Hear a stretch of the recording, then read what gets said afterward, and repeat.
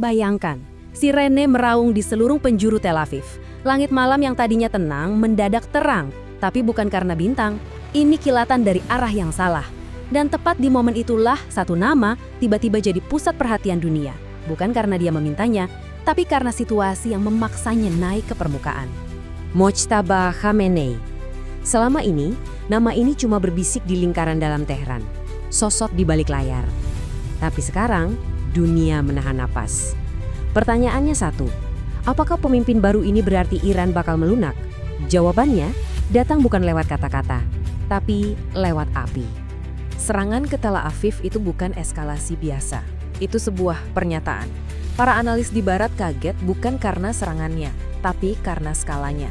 Ini bukan balasan yang setimpal, ini pesan yang sengaja dikirim dengan volume maksimal.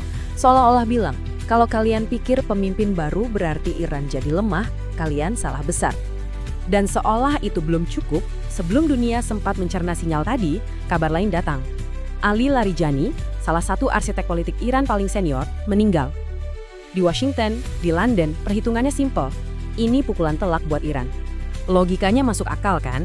Kehilangan seorang ahli strategi di tengah perang seharusnya bikin rejim goyah. Seharusnya menciptakan kekosongan, kebingungan. Tapi logika itu dibangun di atas asumsi yang keliru. Asumsi tentang bagaimana Iran sebenarnya bekerja. Begini, sistem di Iran itu tidak dibangun di atas individu, tapi di atas ideologi.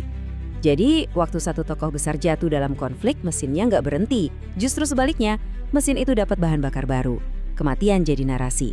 Musuh Iran tidak sekedar membunuh seorang politisi, mereka menciptakan seorang martir. Dan itu adalah sebuah kesalahan strategis yang sangat fatal. Kesalahan baca ini sekaligus menjawab pertanyaan yang sama, yang terus-terusan ditanyakan di Barat. Kenapa Iran nggak mau berhenti?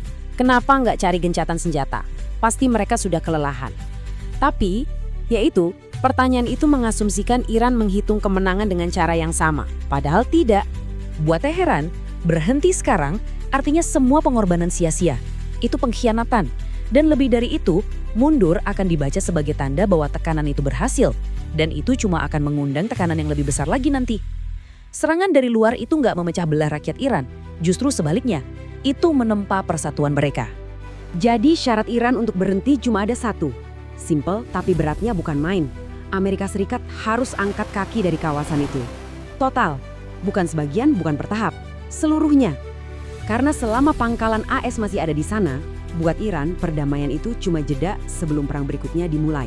Dan disinilah ironi terbesarnya muncul, karena pihak yang justru mulai menunjukkan tanda-tanda kelelahan sepertinya bukan Iran. Di balik semua retorika keras dari Washington, kalau kita lihat angka-angka di belakang layar, ceritanya beda. Ini cerita tentang keterbatasan, tekanan, dan keraguan yang mulai merayap masuk. Gudang amunisi strategis Pentagon mulai terasa dampaknya, terkuras oleh banyak konflik di seluruh dunia. Di dalam negeri AS, jam politik terus berdetak. Biaya perang makin bengkak dan publik mulai bertanya-tanya. Sementara di Israel, setiap sirene itu bukan cuma mengganggu tidur, tapi juga mengganggu ekonomi. Dan ini mulai menciptakan keretakan di dalam kabinet perang mereka sendiri tentang apa langkah selanjutnya. Strategi andalan Washington itu kan pengurasan. Biarkan Iran berdarah terus sampai kehabisan napas. Tapi strategi ini punya satu kelemahan fatal. Tekanan dari luar itu bukannya memecah masyarakat Iran, malah menyatukan mereka melawan musuh bersama. Paradoks kan? Nah, sementara dua pemain besar ini saling menguji kekuatan, pemain-pemain lain di papan catur ini mulai bergerak. Mereka terpaksa harus bereaksi terhadap dinamika baru ini. Coba lihat negara-negara Teluk. Mereka tahu betul, seluruh ekonomi mereka bergantung pada satu jalur air sempit ini, Selat Hormuz. Sekitar 30% minyak dunia lewat situ setiap hari.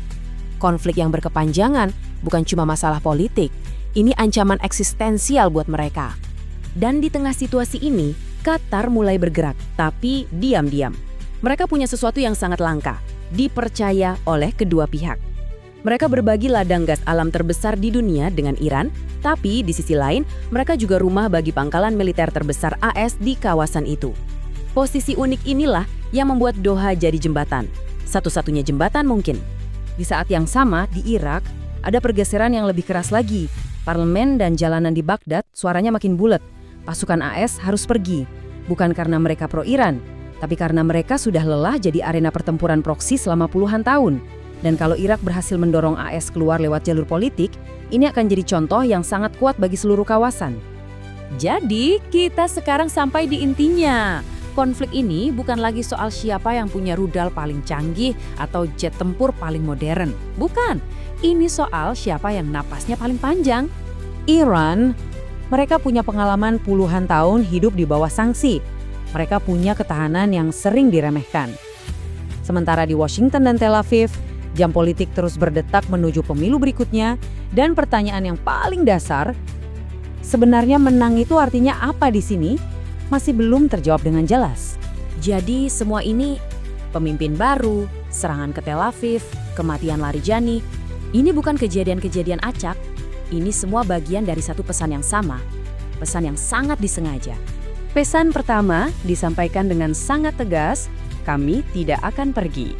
Dan pesan kedua, sama jelasnya, kami tidak akan mundur. Pertanyaannya sekarang bukan lagi apakah Iran akan runtuh. Pertanyaannya adalah, apakah perhitungan strategis di Washington yang akan berubah lebih dulu? Dan apakah ada yang bisa menghentikan eskalasi ini sebelum kita semua sampai di titik di mana tidak ada lagi jalan untuk kembali? Bab ini belum selesai, justru baru saja masuk ke bagian yang paling menentukan.